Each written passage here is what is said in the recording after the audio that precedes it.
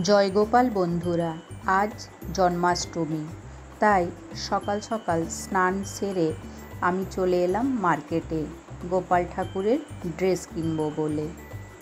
বিভিন্ন কালারের কি সুন্দর ছোট ছোট ড্রেসগুলো দেখুন।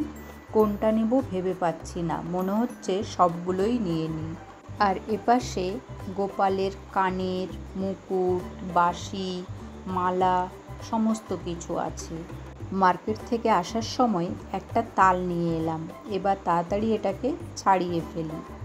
তাল আমার রেডি হয়ে গেছে, কড়াইয়ে তেল গরমও হয়ে গেছে, তাড়াতাড়ি করে তালের লুচিগুলো ভেজে নিই। তাল গোপালের প্রিয় খাবারের মধ্যে একটা, তাই জন্মাষ্টমীতে তালের লুচি বা তালের বড়া বানিয়ে গোপালকে ভোগ হিসেবে অর্পণ করা হয়। ময়দার লুচি আর মালপোয়াও বানানো হয়ে গেল।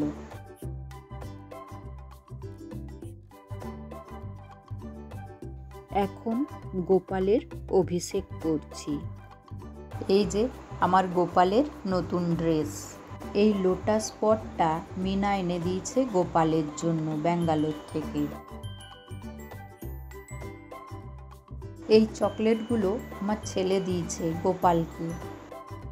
এত কিছু বানাতে বানাতে পুজো করতে একটু দেরি হয়ে গেল। ক্যাডবেরি সেলিব্রেশনটা আমার শাশুড়ি মা দিয়েছেন গোপালকে। লাড্ডুর থালাটা রাখার জায়গা হচ্ছিল না, তাই এই চকলেট প্যাকেটের উপরেই রাখলাম।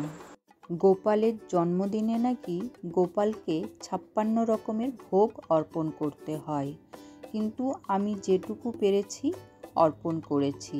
একটু একটু করে অনেক কিছুই বানিয়েছি।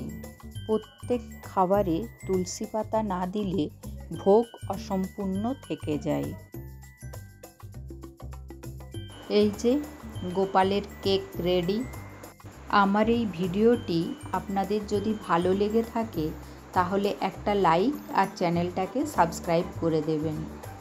আদি ও আমার ছেলে মিলে কেক কাটছে। এই বছর ছেলের হাফ ইয়ারলি এক্সাম চলছে বলে আর অন্য কাউকে ডাকিনি। কেক খেয়ে আমার গোপাল খুব খুশি। এবার আমি গোপালের আরতি করে নিলাম।